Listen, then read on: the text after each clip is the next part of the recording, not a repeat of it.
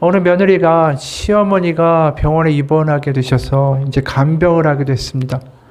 병원에서는 매일 소변을 이제 받아서 검사해서 병이 어떻게 진행되는지 그거에 따라서 이제 약을 조절해 줬대요. 어느 날 아침에 이 시어머니의 소변을 이 며느리가 받아가지고 간호사실에 가져다 주다가 이 잘못해서 엎어져가지고 다 쏟아버렸습니다. 이 며느리가 시어머니한테 칠칠치 못하다고 혼날까봐 얼른 자기 소변을 담아가지고 가져다 준 거예요. 몇 시간 후에 의사가 시어머니의 침상으로 막 달려오더니 말하는 겁니다. 기적이 일어났습니다. 이 말을 듣고 시어머니가 너무 좋아했죠. 기적이 일어났다는 말은 이제 병이 나았다라는 말 아닐까. 그런데 의사가 이렇게 말하는 거죠. 임신하셨습니다. 이 말을 듣고 시어머니는 기절했대요. 우리가 거짓말로 잠깐의 위기를 당장에 모면해 보려고 할 때가 많죠. 하지만 언젠가는 다 드러나기 마련입니다. 우리의 마음도 마찬가지인 것 같아요. 내 마음이 힘들고 지치고 짜증나고 내 속에 어떤 문제가 있어도 그냥 덮어두고 외면하고 괜찮아 이렇게 살 때가 많죠. 그러다 결국 어느 순간에 그 모든 것들이 드러나게 될 때가 있습니다. 모니카 콜먼이라는 분이 자기의 회고록을 썼는데 거기에 자신의 우울증이 도대체 언제부터 시작됐을까 하면서 쓴 글이 있어요. 사우스캐롤라이나 주에서 소장농으로 살았던 증조 할아버지는 아내와 사별한 다음에 얼마 안 돼서 헛간에서 스스로 목을 메어 죽었다. 가족 중에 누구도 증조 할아버지가 자살하는 데 썼던 그 밧줄을 건드리지 않았고 결국 그 밧줄은 30년 동안이나 석가래에 매달려 있었다. 내가 어릴 땐 몰랐지만 그런 환경에서 내가 자랐다고 생각했을 때 갑자기 모든 게 이해되기 시작했다. 헛간에서 놀 때마다 나뿐 아니라 모든 가족들은 석가래에 걸려있는 밧줄을 봤을 것이다. 하루에도 몇 번씩 적어도 일주일에 한 번은 그러면서 그들은 그 밧줄에 익숙해지고 할아버지의 자살은 그들의 일상이 되었을 것이다. 그렇게 무기력과 슬픔이 짙은 안개처럼 우리의 삶을 에워쌌던 것이 아닐까. 자신의 마음속에 저편에다가 묻어두고 잊어버렸다고 생각하는 그 어두움의 기억들이 어느 순간에 자신에게 우울증으로 다가온 것이 아닐까. 이분이 이렇게 이야기하는 거죠. 로안 윌리엄스라는 영국의 신학자가 있는데 이분이 우리의 과거가 그냥 과거로만 머물지 않는다 라면서 이런 글을 썼어요. 나는 과거의 기억과 경험이 이렇게 저렇게 얽혀있는 집합체입니다. 누구든지 한 번쯤 숨죽이고 있던 과거의 기억이 한순간에 되살아나는 경험. 그래서 묻어둔 나 혹은 과거의 내가 되살아나는 듯한 경험을 한 적이 있을 것입니다. 떠올리고 싶지 않는 아픈 기억, 끔찍하게 고통스러운 기억이 일어날 때도 있고 기쁨과 희망의 기억이 일어날 때도 있습니다. 우리가 인식하든 못하든 과거의 나 자신, 과거의 다양한 내 모습들은 현재의 나와 함께 살아가고 있습니다. 어떤 모습을 두고 그건 이제 내 지난 모습이야 라고 여기다가도 어느 순간 어떤 일을 마주하면 다시금 유년기의 나, 청년기의 나와 똑같이 반응하는 나를 발견합니다. 어떨 때는 심지어 유아기의 나로 돌아가 반응할 때도 있습니다. 과거는 끝나지 않습니다. 과거에 대한 기억은 결코 과거에 머무를 수 없기 때문입니다. 그렇죠. 우리가 덮어두고 과거다, 잊혀졌다, 이젠 없다 그렇게 살려고 해도 그 과거와 기억들은 어느 순간에 슬며시 다시 드러나서 지금의 나를 끌고 간다라는 것입니다. 생각해보면 맞는 말인 것 같아요. 내가 인식을 하든 인정을 하든 안 하든 상관없이 현재의 나는 과거의 기억들이 쌓여서 만든 결과물이다라는 것이죠. 누군가 이런 글을 쓴 거 봤습니다. 털어봐 아프지 않은 사람 있나? 꾹 잡아 슬프지 않은 사람 있나? 찾아봐 힘들지 않은 사람 있나? 건드려봐 눈물 나지 않는 사람 있나? 물어봐 사연 없는 사람 있나? 살펴봐 고민 없는 사람 있나? 가까이 다가가봐 삶의 무게 없는 사람이 있나? 그러니까 우리가 다 과거에 사연이 있지 사연 없는 사람은 한 사람도 없다라는 거예요. 다 우리가 사연이 있고 과거의 기억도 있고 아픔도 있고 사연도 있다면 그거를 무시하고 없는 것처럼 살아가는 것보다는 그것을 고침받는 게 오늘의 내가 제대로 살 수 있는 길이 아닐까요? 뭔가 내가 이제 결단하고 제대로 다시 해보자라고 다짐한다고 해도 많은 경우에 과거의 습관과 과거의 기억과 또 과거의 수많은 사건들이 쌓여서 만들어진 내 자아가 변화되지 않으면 결국 또 무너지는 것들을 우리가 많이 보게 돼요. 근본적인 변화가 일어나지 않으면 우리가 결심한다고 해서 변화되는 것들이 사실 별로 없다라는 거죠. 그래서 성경에서는 좀 파격적인 표현을 쓰는 거 아닐까요? 거듭난다.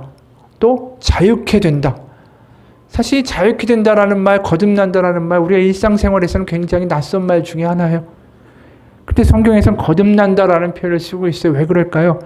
과거에 쌓여있던 퇴적물인 그 과거의 자아가 죽고 이제 다르게 반응하고 다르게 말하고 다르게 생각하는 새로운 내가 태어난다라는 뜻이에요.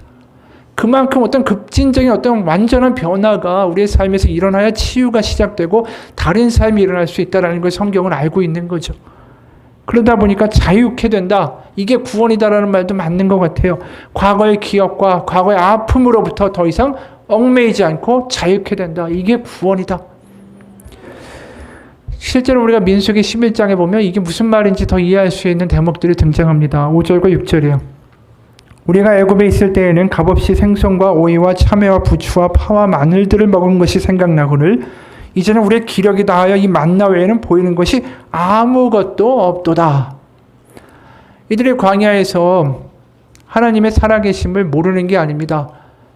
탈출할 때 10가지 재앙이 애굽에 내렸고 홍해가 갈리면서 애굽의 전차 부대는 다 죽었는데 자기들은 살아남은 놀라운 사건들을 경험했죠. 그러니까 자신들이 노예였는데 해방된 거를 경험한 사람들이 이 광야에 나와 있는 이스라엘 민족 아닙니까? 게다가 목마를 때마다 막 쓴물이 단물로 변하고 샘이 열리고 하늘에서 만나가 내려오고 다 경험한 사람들이에요. 근데 우리가 지금 좀 전에 본 이야기는 뭡니까? 애굽이 좋았다라는 거예요. 애굽을 그리워하는 거예요. 근데 생각해보면 이들이 노예였지 않습니까? 노예였는데 노예 주제에 무슨 값없이 생선을 막 배부르게 먹고 야채와 온갖 향신료를 즐겨 먹을 수 있었겠어요? 이들이 과거를 좀 미화해서 기억하는 거죠. 왜곡해서. 그래서 과거에 왜곡된 기억으로 현실을 지금 불행하다라고 보고 있는 거예요. 이 과거가 지금 현재에 영향을 주고 있는 거죠. 우리도 이런 말 많이 하잖아요. 옛날이 좋았지. 근데 객관적으로 보면 옛날이 안 좋았어요. 근데 그냥 옛날이 좋았다라고 그렇게 말하고 있는 거죠. 이 과거에 좋은 일이든 어떤 일이든 간에 우리에게 현재에 영향을 주는 일이 성경에도 분명히 일어난다라는 거죠. 그렇기 때문에 출애굽은 물리적으로 육신이 애굽에서 탈출해서 다른 곳에 갔다가 아니라 그들의 애굽에서부터 만들어진 어릴 때부터의 기억과 사고방식과 그 태도들로부터 이제 벗어났다는 뜻이에요. 그러니까 노예로서 살았던 애굽의 과거의 자아로부터 이제 자유한 하나님의 백성으로의 새로운 자아로의 거듭나는 것이 출애굽 사건이었다라는 것이죠. 우리의 신앙도 마찬가지. 우리가 과거의 종, 죄의 종, 상처와 아픔과 세상의 종이었다면 이제 그 자아로부터 하나님의 자녀라는 새로운 자아로 출애굽한 거죠. 근데 문제는 우리가 이스라엘 백성들이 광야에서 하는 행동들을 우리가 한다라는 것입니다. 이제 과거처럼 안 살아도 되는데, 두려워하지 않아도 되는데, 과거에 묶여서 똑같은 방식으로 전전긍긍하며 불안해하고 두려워하지 않아도 되는데, 예수 믿는다는데, 거듭났다고 하는데, 새로운 피조물이라고 하는데도 우리가 과거에 묶여 있을 때가 많다라는 거죠. 여전히 화를 내고 여전히 끙끙거리고 별말 아닌 것에 여전히 고민하고 예수를 믿으면 과거의 내가 아니라 좀 새로운 내가 이제 과거로부터 벗어난 새롭게 창조된 현재를 살아갈 수 있는 내가 살아가야 되는 거 아닙니까? 근데 왜 과거가 이렇게 우리를 여전히 사로잡고 있을까요? 왜 나는 변하지 않을까요? 우리가 변하지 않는 이유는 결국은 분명하게 하나입니다. 뭐냐 하면 하나님이 문제가 있으실 리는 없잖아요. 내가 문제가 있는 거죠. 그럼 내가 어떤 문제가 있어서 안 변할까요? 그건 내가 내 스스로 하나님 앞에 내 마음이 고장났고 내 마음에 문제가 있다는 것을 인정하지 않고 자꾸만 도망다니기 때문이에요. 결국. 왜냐하면 내 아픔과 내 상처와 내 과거와 내 한심한 모습을 내가 직면하고 시인하고 인정하는 것 자체가 너무 싫은 일이기 때문입니다. 왜냐하면 잊어버리고 싶어요. 아예 없는 거라고 말하고 싶은데 왜 자꾸만 끌려가서 그걸 다시 돌아봐야 하는가라는 것이죠. 그러다 보니까 뭐 괜찮은 척, 씩씩한 척, 믿는 척, 강건한 척 하지만 하나님은 내 안에 깊숙한 곳에 감추어져 있는 눈물과 한숨과 두려움과 어두움을 하나님 너무 잘 아시죠. 그러니까 정작 나만 자꾸만 아니라고 하고 있는 거예요. 나만 극복했어. 난 이제 달라졌어. 이렇게 잊은 척하고 살 때 그런 나의 모습을 가장 안쓰럽게 보시는 게 누굴까요? 정작 내가 아니라 하나님이시다라는 것입니다. 어떻게 보면 나는 자유를 원하지 않는데, 나는 거듭나는 걸 원하지 않는데 하나님이 오히려 더 자유케 하고 우리를 다르게 살게 하고 싶어 하신다. 그게 복음 아닐까요? 그래서 예수님이 이 땅에 오신 거죠. 한 부부를 상담한 목사님이 쓴 글입니다. 그 아내의 말에 따르면 남편은 무서운 아버지 밑에서 자랐단다. 아버지는 경제적으로 무능했다. 걸핏하면 술에 취해서 들어와 집안 살림을 때려 부수고 행패를 부렸다. 어머니는 삼형제를 키우면서 온갖 고생이란 고생은 다 했다. 그에게 아버지는 증오의 대상이었다. 사춘기에 접어들면서 그는 거친 친구들과 어울려 놀았다. 친구들 사이에서 제법 주먹을 쓴다는 소리를 들었다. 그의 몸집이 커지면서 따르는 친구들도 늘어났다. 어느덧 아버지보다 덩치도 커졌다. 아버지보다 힘이 셌지만 덤비지 못했다. 이상한 일이었다. 여전히 아버지의 폭력에 시달렸다. 아버지는 화가 나면 밥상머리에서 따귀를 때리거나 물건을 집어 던졌다. 아버지에게 대들까 생각도 해보았지만 그럴 때마다 심장이 빨리 뛰고 손에서 땀이 났다. 아버지가 눈을 부릅뜰 때면 심장이 오그라드는 것 같았다. 제대로 하고 나서야 드디어 아버지에게 대들었다. 친구들과 정신없이 놀다가 밤늦게 집에 들어간 날이었다. 어머니의 눈 주위가 파랗게 멍들고 입술은 터져 피가 흥건했다. 순간 그는 이성을 잃고 아버지의 멱살을 잡았다. 아버지는 움찔 놀라더니 곧 그의 멱살을 잡고 따귀를 때리기 시작했다. 넘어진 그에게 발길질을 해대며 온갖 욕을 퍼부었다. 이 후레 자식이 아버지의 멱살을 잡아? 어떻게 하려고 어디 해봐. 넌 벼룩도 네 손으로 못 죽여 이 겁쟁이 자식. 그는 어머니 옆에 주저앉아 울었다. 입술이 터져 피가 흘렀다. 미친 사람처럼 소리를 지르고 주먹으로 벽을 쳤다. 문짝 하나를 다 때려 부수고 집을 뛰쳐나왔다. 처음으로 아버지의 겁먹은 눈동자를 보았다. 그날 이후 상황이 바뀌었다. 아버지는 아들의 눈을 피했다. 점점 그의 눈치를 보기 시작했다. 그는 괴로웠다. 차라리 자신이 따귀를 맞는 편이 나았다. 아버지를 비참하게 만든 건 아닌가라는 죄책감마저 느껴졌다. 더 이상 견딜 수 없어서 집에서 나와 따로 살았다. 아버지에 대한 미움과 미안함이 복잡하게 얽혀 정리되지 않은 채 살아가던 어느 날 그는 아내를 만났다. 1년 동안 연애를 한 후에 결혼했다. 처음으로 부부싸움을 한 날 아내는 대화가 잘 되지 않자 남편에게 소리를 질렀다. 그날 그는 아내에게 처음 두려움을 느꼈다. 자존심 때문에 표현하지 못했지만 아내가 소리를 지르면 머리가 텅 비어버렸다. 심장이 빨리 뛰고 손에서 땀이 났다. 그의 큼지막한 손과 다부진 어깨도 그 두려운 감정을 몰아내지 못했다. 화낸 아내가 아버지처럼 보였다. 아내의 눈빛이 그를 짓눌렀다. 그래서 아침에 아내가 깨기 전에 조용히 집을 나섰다. 그녀의 눈을 보는 것이 두려웠기 때문이다. 싸우고 싶지 않아요. 아내의 눈빛이 무서워서. 이런 과거의 기억들은 이 남편의 가슴 깊이 새겨진 상처이다. 아버지에 대한 두려움은 시간이 흐른 뒤에도 사라지지 않는다. 코끼리 말뚝에 대해 들어본 적이 있을 것이다. 서커스단에서 코끼리를 길들일 때 사용하는 방법이다. 새끼 코끼리 목에 줄을 건 후에 말뚝에 그 줄을 묶는다. 새끼 코끼리는 목에 감긴 줄에서 벗어나려고 발버둥친다. 그러나 소용없다. 그럼 지친 어린 코끼리는 포기한다. 땅에 주저앉아 순응한다. 그런데 코끼리는 점점 몸집이 커지고 힘이 세진다. 이제 나무를 들이받으면 쉽사리 나무가 쓰러지고 코로 나무를 들어 올리면 뿌리째 뽑힌다. 그러나 아무리 힘이 세져도 말뚝을 뽑을 생각을 못한다. 어릴 때의 기억 때문이다. 땅에 박힌 말뚝은 코끼리의 내면에 영향을 미친 것이다. 아무리 노력해도 벗어날 수 없었어. 바로 이게 이 남편에게 일어난 일이 아닌가. 그래서 남편은 아내와 다툴 때마다 아버지로 인한 상처가 떠오른 것이다. 이 이야기를 보면서 그런 생각이 들지 않습니까? 과거를 덮어두고 회피하고 괜찮다라고 한다고 해도 해결되는 문제가 아니다라는 거죠. 우린 다 과거의 영향을 받을 수밖에 없어요. 과거의 빚에 시달렸다면 지금도 돈에 민감한 사람이 될 수밖에 없죠.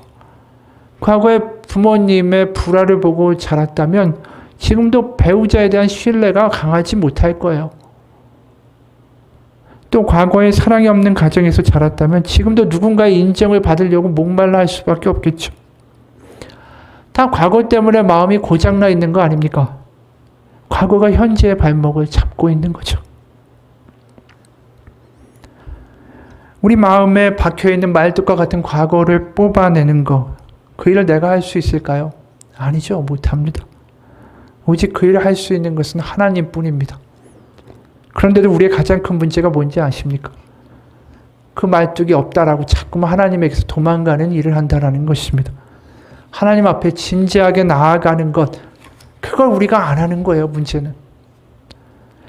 그저 주일날 예배하고 내가 주일 성수했으면 다다. 이게 신앙의 끝이다.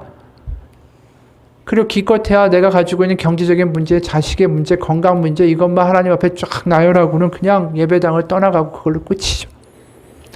때로는 내가 슬프니까 위로해 주세요. 하나님 위로해 주는 것 같은 감정만을 느끼고 예배당을 떠나가요. 근본적인 내 마음의 말뚝은 전혀 손대지 않고. 모든 문제의 시작은 뭡니까? 하나님의 문제입니까? 아니에요. 내가 말뚝을 가지고 살면서도 그것이 없는 것처럼 진지하게 하나님 앞에 신앙으로 나아가지 않기 때문이죠. 하나님과의 관계가 진지해진다는 건 뭐냐면 결국은 내 과거와 내 어두움과 내 상처를 이제 직면하겠다는 뜻이에요. 왜 그럴까요? 하나님은 제일 먼저 나를 딱 보시면 내 안에 있는 말뚝이 먼저 보이실 수밖에 없기 때문이죠. 나를 얽매고 있는 그 말뚝, 과거의 상처로부터 내가 자유케 되고 치유하게 되기를 하나님이 나보다 더 바라실 수밖에 없어요. 내 아버지니까. 그러니까 예수님이 사마리아 여인을 요한복음 4장에서 만나시죠. 그리고 이런 질문을 냅다 하세요. 16에서 18절입니다. 이르시되 가서 내 남편을 불러오라. 여자가 대답하여 이르되 나는 남편이 없나이다. 예수께서 이르시되 네가 남편이 없다 하는 말이 옳도다. 너에게 남편 5이 있었고 지금 있는 자도 네 남편이 아니니 네 말이 참되도다. 예수님이 이 여인에게 일어난 과거의 아픔과 고통을 다 알고 계신다라는 거죠.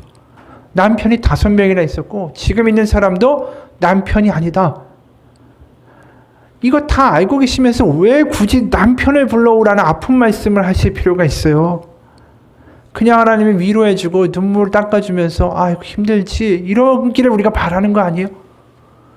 근데 왜 예수님은 갑자기 이 여인의 가장 큰 아픔이고 누구에게도 드러내고 싶지 않고 말하고 싶지 않고 자기도 잊고 싶은 그 말을 짚어내실까? 왜냐하면 이게 풀려야 이 여인에게 다른 인생이 시작될 수 있기 때문이죠.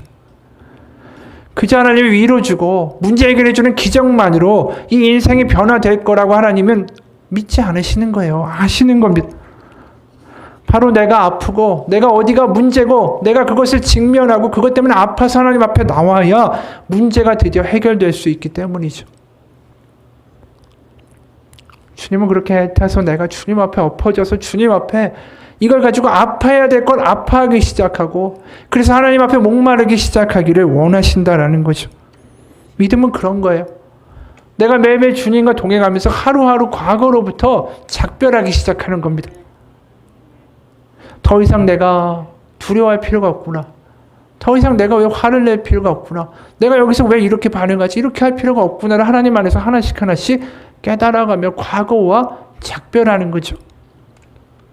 마침 어린아이가 하나하나씩 부모님한테 배우듯이 천국을 어린아이와 같지 않으면 들어갈 수 없다라는 예수님의 말씀처럼 우리가 하나님 안에서 하나하나 거듭나서 새롭게 살아가는 것을 배워가기 시작하는 거예요. 그러니까 예전에 나와 지금의 내가 달라지는 건 내가 똑같은 일을 당했을 때에 다르게 반응할 수 있게 된다는 거죠. 그럼 이런 얘기도 할 수 있어요. 하나님이 그냥 확 성령으로 확 바꿔주셔서 아니 하나님 은혜 경험한 다음에는 갑자기 다 다르게 반응하고 다르게 말하고 그렇게 하시면 되지 않습니까? 이렇게 이야기할 수도 있어요. 근데 생각해 보세요. 우리가 40살이라고 그러면 40년 동안 실타래가 얽혀 있어요. 그걸 푼다고 해서 가위로 싹둑 잘라버리면 어떻게 될까요? 이 사람 비정상 되는 거 아닙니까? 40년 동안 얽힌 실타래를 푸는 건 시간을 걸려서 하나씩 풀어가는 거예요. 삶에서 하나님이 우리 아버지 되신다라는 것을 경험하면서 그분의 말씀 가운데서 하루하루 과거로부터 자유로워지고 치유되는 게 믿음의 과정이죠. 그러다 보니까 우리가 믿으면서 뭘 보냐면 자꾸만 나의 과거와 나의 상처와 나의 문제들을 하나님 앞에서 보게 돼요. 예를 들어서 자녀를 위해서 막 기도합니다. 저 자녀 바꿔주세요. 기도하다 보면 뭘 알게 하시냐면 야, 자녀가 문제가 아니라 내가 문제였구나라는 걸 알게 하세요.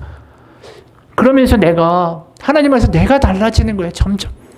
그러면서 거듭난 자, 과거로부터 자유로운 자가 되기 시작하는 것이죠. 루안 윌리엄스라는 신학자가 이렇게도 말합니다. 신앙 안에서 과거를 기억한다라는 것, 그것은 이제 우리 안에 구석진 곳, 외진 곳에 빛이 들게 하는 것입니다. 그래하여 우리의 정체성에 어두운 곳에 새로운 빛을 비추어 다르게 살기 시작하는 것입니다. 이렇게 이야기하는 거예요. 그러니까 예수님이 이 땅에 오셔서 하신 가장 어떻게 보면 중요한 말씀 중에 하나가 뭡니까? 오라는 거예요. 나에게 오라. 나에게 와서 고침을 받으라. 너희가 지금 아파. 나에게 와. 이게 예수님의 말씀이라는 거죠. 마태복음 9장 11, 12절이에요. 바리새인들이 보고 그의 제자들에게 이르되 어찌하여 너희 선생은 세리와 죄인들과 함께 잡수시느냐? 예수께서 들으시고 이르시되 건강한 자에게는 의사가 쓸데없고 병든 자에게라야 쓸데있느니라. 아프다고 하는 이들이 의원이 필요하다라는 거죠. 바리새인들은 자신들이 얼마나 심각한 문제가 있는지 스스로 몰라요. 나는 괜찮아. 나는 거룩해. 나는 좋은 훌륭한 사람이야. 썩 괜찮은 사람이야. 이러고 산 사람들이 바리새인들 아닙니까? 그런데 예수님이 지금 말씀하시는 게 뭐냐면 스스로 문제가 있다. 남에게 실컷 상처 주면서 나는 잘 살고 있어 하는 그런 인생이 아니라 내가 문제가 있다라고 말하고 하는 이 의사에게 하나님에게 나오는 이가 복이 있다라는 거죠. 내 마음에 문제가 있다라는 걸 가지고 아파할 수 있는 사람이 주님 앞에 나오는 이가 그런 사람이 복이 있는 사람이에요. 우리가 전에도 전도서나 잠언 이야기할 때 여러 번 얘기했지 않습니까? 지혜가 내가 없다라는 것을 인식하고 고백하는 사람이 지혜로운 사람이라고 얘기했어요. 그것처럼 내가 문제가 있다라는 것을 인식하는 사람이 복된 사람이고 지혜가 있는 사람이에요. 왜냐하면 주님은 나를 얼마나 안타깝게 바라보시는지를 그때서야 알기 때문이죠. 내가 주님의 손길이 필요하다라는 간절함이 생기기 알이죠. 거꾸로 말하면 내가 죄의 종이고 과거의 종이고 두려움의 종으로 살고 있다라는 것을 인식하고 그것을 알아야만 자유를 원하고 주님을 갈망하게 되는 거 아니겠어요? 나에게 목마름이 없다라는 건 내가 문제가 있다라는 걸 모른다는 이야기하고 똑같은 거예요. 의사가 아무리 고쳐주려고 해도 나는 병이 아니야. 난 건강해. 그렇게 암 환자가 씩씩하게 살아간다면 그게 의사한테 얼마나 답답한 일이겠어요. 딱 그런 일을 우리가 하고 있는 거죠. 전에도 소개했던 글입니다. 어떤 인정 많은 의사가 전염병으로 고통받는 원시 부족을 치료하기 위해서 정글 깊숙한 곳에 들어갔다. 그는 자신의 의료 장비를 비행기에 싣고 왔고 문제를 정확하게 진단했으며 항생제를 준비했다. 그는 충분히 부자였기 때문에 어떤 종류의 경제적인 보상도 바라지 않았다. 그러나 그가 도움을 제공하려고 하자 고통받는 사람들이 이를 거부했다. 그들은 스스로 자기들을 돌보기를 원했다. 그들은 자신들의 방법으로 병을 치료하고 싶어 했다. 마침내 몇몇 용감한 젊은이들이 앞으로 나와 값없이 제공되는 치료를 받았다. 이때 의사의 심정은 어떨까? 그는 기쁨을 느꼈다. 그는 병자들이 자기에게 나와서 도움과 치료를 구할 때 기쁨을 느꼈다. 왜냐하면 그것이 그가 그곳에 간 목적이었다. 병자들이 낯선 사람들이 아닌 그의 가족이라면 그의 기쁨은 더 크지 않았을까? 우리와 그리스도의 경우도 마찬가지다. 그분은 치유하기 위해서 오셨다. 그분이 고난과 죽음의 공포를 감내하신 이유는 자기 백성에게 무한한 긍휼과 은혜를 베풀기 위해서였다. 아내를 사랑하는 남편이 자신이 치유되는 것보다 아내가 치유되는 것에서 더 많은 안도감과 기쁨과 위로를 느끼는 것처럼 그리스도께서도 자신의 피로 우리가 치유되고 깨끗해지는 것을 보실 때 우리가 느끼는 것보다 더 많은 위로와 기쁨을 느끼신다. 그래서 복음서를 보십시오. 예수님이 우리를 향한 마음이 절절해요. 오라는 거예요. 계속 오라. 모든 문제의 시작은 내가 문제가 있는데 하나님 앞에 안 나가기 때문이라는 거죠. 그래서 요한복음 7장 37, 38절에 이런 말씀이 있죠. 명절 끝날 곧 큰 날에 예수께서 서서 외쳐 이르시되 누구든지 목마르거든 내게로 와서 마시라. 나를 믿는 자는 성경에 이름과 같이 그 배에서 생수의 강이 흘러나오리라. 그 수많은 인파 가운데 홀로 서서 예수님 외치시는 거예요. 내게 오라. 내게 오기만 하면 자유케 되리라. 마태복음 11장 28절 우리가 알고 있는 구절이죠. 수고하고 무거운 짐진 자들아 다 내게로 오라. 내가 너희를 쉬게 하리라. 오라고 하시는 말씀이에요. 우리가 주님을 가장 기쁘시게 하는 말씀, 행동이 뭘까요? 주님, 내가 뭘 해서 바치겠습니다. 내가 뭘 하겠습니다. 내가 뭘 드리겠습니다. 이게 아니라 주님이 가장 기뻐하실 일은 내가 내 마음의 문제를 가지고 내가 누구를 사랑하고 용서하고 베풀고 좀 달라지고 살고 싶은데 그렇게 하지 못하는 나의 이 모습을 그대로 가지고 주님 앞에 나아가는 것을 가장 기뻐하시는 거예요. 문제투성이인 자식이 하나 있다고 합시다. 부모에게 내가 뭐 해주고 뭐 해드릴게요 라고 말할 때 그 부모의 마음은 어떨까요? 자식이 자신에게 뭘 해주기를 바랄까요? 아니죠. 그 아이의 문제부터 고쳐주기를 부모는 당연히 바라지 않겠어요? 그런데도 계속 도망다니고 엉망인 그 자식을 보면 마음이 아플 뿐이죠. 오늘 시편의 말씀도 마찬가지예요. 7절에서 10절 보면 이런 말씀이 있습니다. 내가 주의 영을 따라 어디로 가며 주의 앞에서 어디로 피하리이까. 내가 하늘에 올라갈지라도 거기 계시며 수월의 내 자리를 펼치라도 거기 계시나이다. 내가 새벽 날개를 치며 바다 끝에 가서 거주할지라도 거기서도 주의 손이 나를 인도하시며 주의 오른손이 나를 붙드시리이다. 내가 어디로 피하리이까. 어디에 가든지 주님이 계시다라고 고백하는 거죠. 이 거꾸로 말하면 뭡니까? 주님 없이 살만하다라고 산 적도 있다라는 거예요. 그런데 이제 안 거죠. 더 이상 도망하고 회피하고 뭐 하나님 없이도 살아보고 내가 괜찮아, 나 문제가 없어 이렇게 살아본 것 다 해보니까 소용없더라는 거예요. 결국 인정하는 게 뭐냐면 주님이 필요하다라는 분명한 인정을 하게 되는 거죠. 그래서 1절과 4절의 말씀이 나오는 거예요. 여호와여 주께서 나를 살펴보셨으므로 나를 아시나이다. 주께서 내가 안고 일어섬을 아시고 멀리서도 나의 생각을 밝히 아시우며 나의 모든 길과 내가 눕는 것을 살펴보셨으므로 나의 모든 행위를 익히 아시오니 여호와여 내 혀의 말을 알지 못하시는 것이 하나도 없으시니이다. 나는 나 자신을 모를 수 있지만 주님 나 다 아시지 않습니까? 이제 인정하는 거죠. 더 이상 하나님 앞에서 회피하거나 외면하거나 도망가는 게 아니라 정작 나는 내가 뭐가 문제인지 모르지만 때로 습관적으로 살기도 하지만 주님은 내가 뭐가 문제인지 다 아시지 않습니까? 다 인정하는 거예요. 주님 앞에. 그냥 부족하다라고 나아가는 거죠. 이제야 주님의 마음을 좀 아는 거예요. 주님이 나를 볼 때마다 저것만 좀 달라지면 좋을 텐데 그렇게 살 필요 없을 텐데 그렇게 두려워하고 걱정하고 불안해하고 염려하면서 살지 않아도 될 텐데 그 애타하시는 아버지의 마음을 알고 가는 거죠. 주님 이제 다 아시지 않습니까? 저 이렇게 문제 많습니다. 그러면서 6절에 이런 말도 하는 거죠. 이 지식이 내게 너무 기한이 높아서 내가 능히 미치지 못하나이다. 주님이 나보다 나를 너무 잘 아신다. 이거 완전히 인정하는 게 시편 139편이에요.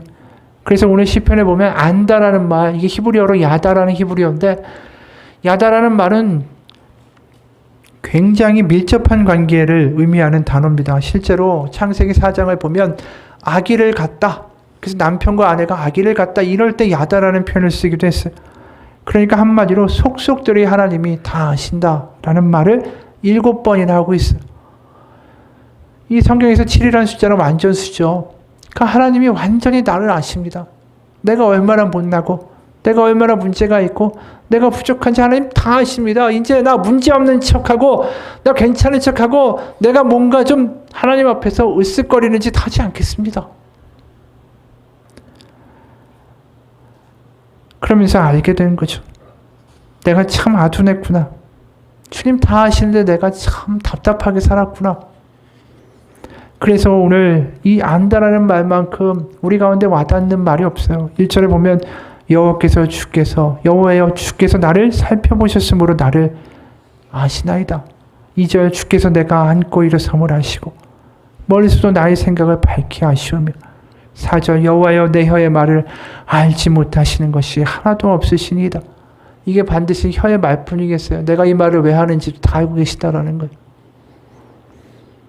그래서 13절에는 주께서 내 내장을 지으시며 나의 모태에서 나를 만드셨나이다. 여러분 이 시편을 보면서 그런 생각 들지 않습니까? 나보다 나를 더 잘 아시는 주님께 내 마음과 시간을 내어드리는 게 마땅한 거 아닐까?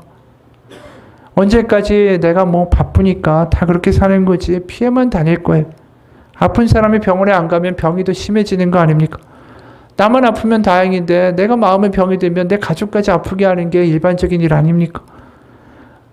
우리가 하나님 앞에 나아가는 시간이 바쁘다, 정신이 없다, 그게 아니에요. 자꾸만 내 안에 있는 문제를 망각하고 괜찮다라고 살 게 아니라 내가 기도를 하든 묵상을 하든 셀 모임을 가든 그게 나에게 자유와 해방의 시간이 될 수 있다는 생각을 왜 하지 못합니까? 이게 의무가 아니라 나를 위한 거예요. 내가 치유하고 내가 달라지게 되면 내가 과거로부터 벗어나게 되면 지금 내가 목매고 있는 문제들이 다 다르게 보일 수밖에 없어요. 내가 왜 이러고 살지? 내가 왜 이거 가지고 고민하지? 그럴 필요가 없다라는 생각이 들기 시작한다라는 거죠. 번잡하고 복잡했던 일이 너무 단순화되는 일들이 벌어지기 시작해요. 왜냐하면 문제가 복잡했던 게 아니라 내가 복잡했기 때문이에요. 내가. 주님께 내 마음을 드리고 주님이 다 아시잖아요. 내가 뭐가 문제인지. 그러면 주님 안에서 내가 나의 모든 문제와 상처와 과거와 나의 습관들과 나의 방식들을 하나님 앞에서 버릴 수 있고 거기서 하나님이 인도하시는 대로 살아가기 시작할 때 우리의 인생이 달라질 수 있는 거 아닙니까? 왜 하나님이 우리 인생의 삶에 들어오기를 우리가 자꾸만 스스로 막아버리는가라는 거예요. 그 17, 18절에 보세요. 하나님의 주의 생각이 내게 어찌 그리 보배로우신지요. 그 수가 어찌 그리 많으신지요. 내가 세려고 할지라도 그 수가 모래보다 많도소이다. 내가 깰 때에도 여전히 주와 함께 있나이다. 결국 뭡니까? 주님은 생각하시는 그 수가 바다의 모래보다도 많습니다. 결국 내가 참 아둔하고 미련한 사람입니다. 이 이야기하는 거 아닙니까? 하나님 참 제가 아둔하고 미련하게 삽니다. 문제는 다름 아닌 문제 자체가 아니라 나였습니다. 과거와 상처, 어둠에 얽매여 살던 나였습니다. 그렇게 살지 않아도 되는데 그 이야기를 지금 계속해서 인정하고 있는 게 시편 139편입니다. 오늘 목사님의 이야기. 철원에 있는 3, 4단의 교인들과 함께 크리스마스 점등식을 하러 가는 길에 군인 출신인 장로님이 들려준 어느 가정의 이야기입니다. 그 가정의 아버지는 평소 군 생활을 하면서 진급하는 게 자신의 유일한 희망으로 살았습니다. 그 아버지가 대령이 됐을 때 그 가정에 문제가 생겼어요. 하나밖에 없는 아들이 얼마나 말썽을 피우는지 아버지가 진급하는데 너무 걸림돌이 된 것입니다. 진급하기 위해서는 신원조회는 당연하고 가정사까지 샅샅이 조사하기 때문에 아들의 비행이 밝혀지면 자기의 진급에 굉장히 심각한 문제가 되는 거예요. 그래서 아버지하고 어머니가 머리를 맞대고 고민을 했어요. 그리고 끔찍한 결론에 이르렀대요. 어떻게 봐도 이 아이는 가망이 없어. 앞으로 제대로 살 애가 아니야. 그래서 아들을 죽이기로 했대요. 그래서 아버지는 아들을 데리고 산에 올라갔습니다. 왜냐하면 실족사로 위장해서 살인을 하기 위해서였어요. 산 중턱쯤에 물을 마시면서 아들한테 건네면서 야 너도 먹어라 라고 줬어요. 아들은 의아한 눈빛으로 아버지를 쳐다봤죠. 지금까지 아버지와 단 둘이 등산은 물론 오붓한 시간을 가져본 적이 단 한 번도 없었기 때문이에요. 우리도 상상해 가죠. 아버지가 군인이었으니까 자식을 무슨 군대에 무슨 병사로 대접한 거 아닙니까? 마침내 둘이 산꼭대기에 올라갔어요.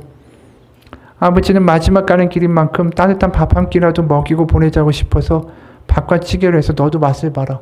그렇게 말했어요. 근데 그 순간에 찌개 위로 맑은 물이 뚝뚝 떨어지는 거예요. 아들의 눈물이었어요. 아버지는 단 한 번도 나에게 이렇게 친절하게 먹어보라는 이야기를 한 적이 없어요. 아버지는 단 한 번도 나와 이런 시간을 가져본 적이 없었죠. 그때 아버지 마음이 무너졌대요. 아버지는 아들을 힘껏 끌어안았습니다. 아들아, 미안하다. 내가 너에게 좋은 아버지가 되지 못했구나. 그렇게 산꼭대기에서 아버지하고 아들이 한참 울었어요. 그리고 드디어 짐을 정리해서 산을 내려가는데 놀라운 일이 벌어진 게 아들이 내려가면서 만나는 사람을 붙잡고 다 이러는 거예요. 나도 우리 아빠가 있어요. 그러면서 자랑을 하면서 내려가더라는 거예요. 여러분, 이 아버지가 그 아들의 마음 한번 알아줬더니 아들이 이렇게 변하는 거 아닙니까? 자신의 아픔과 과거로부터 자유롭게 된 거 아니에요? 아들이 다른 인생을 살게 된 거 아닙니까? 어떻게 보면 아들을 죽이려고 하는 이 아버지가 그 한 번 아들 알아준 것만으로도 이렇게 변화가 되는데, 우리의 문제가 아무리 크다 할지라도 우리 하나님 아버지가 나를 알아주는 순간에 우리는 좀 달라질 수 있지 않을까요? 내가 억울했던 일, 내가 힘들었던 일, 내가 과거에 불안했던 일, 무서웠던 일, 그것 다 하나님이 알아주시고 나를 치유하신다면 우리의 인생은 달라질 수밖에 없다는 거죠. 여러분, 우리는 고침 받아야만 되는 사람들이에요. 나만 모르고 있어요. 하나님 앞에 우리는 그러기 때문에 못났다라고 말할 수 있는 게 복음이고, 못났다라고 말할 수 있는 자녀의 특권을 가진 사람입니다. 우리가 하나님 앞에 종이라면 잘해야 되겠죠. 하지만 자녀니까요. 좀 아프면 어떻고 좀 못나면 어때요? 하나님 다 아실 텐데. 어느 목사님이 이런 말을 했습니다. 상처로 아파하는 당신을 위로하고 싶다. 어린 시절 당신이 겪은 끔찍한 일은 당신의 잘못이 아니다. 예수님은 당신을 치유하기 위해서 오셨다. 있는 모습 그대로 예수님께 나아가자. 종교의 관점에서는 말끔한 척, 성숙한 척하는 사람들이 주목받는다. 아프고 병들고 가난하고 죄 허덕거리는 사람들은 못났다고 비난받는다. 나도 나의 불안, 나의 두려움, 나의 외로움, 나의 과거, 이런 게 나의 믿음 없음으로 인한 감정이라고 여겼다. 그래서 나를 자책하고 자책했다. 그러나 복음의 관점에서는 안 아픈 척, 죄 없는 척 하는 사람들이 더 문제다. 다시 말하지만 과거는 당신의 잘못이 아니다. 주님은 그런 당신의 애타는 눈과 마음으로 계속 지켜보고 계신다. 그분께 나아가기만 하면 된다. 그렇죠. 우리가 복음을 복음되게 하는 일은 이 일이에요. 하나님 앞에 그대로 나아가는 거. 아프면 아플 때, 힘들면 힘들 때, 두려우면 두려울 때, 분노하면 분노할 때, 그 분노와 두려움과 걱정과 근심 밑에 깔려있는 그 근본적인 문제들을 하나님이 알게 하세요. 기도 가운데 내가 왜 두려워하는가 알게 하시고, 그래서 더 이상 두려워할 필요가 없는 삶으로 우리를 인도하고 거듭나게 하신다라는 거죠. 그러면서 하나님을 밀접하게 경험하는 거예요. 와, 하나님이 내 아버지 되신, 하나님이 나를 다르게 살게 하시고, 하나님과의 관계가 가까워지는 일은 그것뿐이에요. 나의 가장 깊은 것까지 하나님이 아시고, 나의 깊은 곳을 만지시고 고치시는 하나님을 경험하게 되면 하나님이 밀접하게 느껴질 수밖에 없어요. 내가 이렇게 엉망인 거 아는데도 하나님이 나를 감싸주시고 나를 고치고 치유하기 원하신다는 경험하는 순간 하나님이 내 아버지가 된다고요. 그러니까 시편 오늘 19절에서 22절 보면 이런 말씀이 있어요. 하나님이여, 주께서 반드시 악인을 죽이시리이다. 피 흘리는 길을 즐기는 자들아 나를 떠날지어다. 그들이 주를 대하여 악하게 말하며 주의 원수들이 주의 이름으로 헛되이 맹세하나이다. 여호와여, 내가 주를 미워하는 자들을 미워하지 아니하며 주를 치러 일어나는 자들을 미워하지 아니하나이까. 내가 그들을 심히 미워하니 그들은 나의 원수들이니이다. 이 말을 보면은 어떻게 예수님한테 하나님께 은혜를 받은 사람이 뭐 저 원수들을 죽이라, 원수를 미워한다 이렇게 말할 수 있는가라고 말할 수 있어요. 근데 여기에 나와 있는 건 표면적인 게 아니라 근본적인 내용은 뭐냐면 내 과거와 내 모든 나의 못난 것마저도 다 아신 하나님이 느껴지기 때문에, 그분이 너무 친밀하기 때문에 그 어떤 자들도 나를 주님 안에서 끊을 수 없다라는 확신에서 나오는 발언이, 어떤 악인도 나를 이 땅에서 없이 할 수 없고 그 어떤 강한 이들도 나를 하나님 안에서 띄어놓을 수 없도다. 결국 오늘 나와 있는 이 악인에 대한 말은 로마서 8장 30절 39절과 같은 이야기입니다. 이 모든 일에 사랑하신 이로 말미암아 우리가 넉넉히 이기느니라. 내가 확신하노니 사망이나 생명이나 천사들이나 권세자들이나 현재일이나 장래일이나 능력이나 높음이나 깊음이나 다른 어떤 피조물이라도 우리를 우리 주 그리스도 예수 안에 있는 하나님의 사랑에서 끊을 수 없으리라. 이 확신이 어디서 오는 거예요? 주님과 너무 가까우니까. 우리가 이 말씀이 우리 가운데 골수 가운데 내 마음 깊은 곳에서 아멘으로 터지게 될 때는 하나님이 아버지시는 게 너무 느껴질 때만 가능한 거예요. 어떤 아버지예요? 내가 잘해야만 칭찬해주는 아버지가 아니잖아요.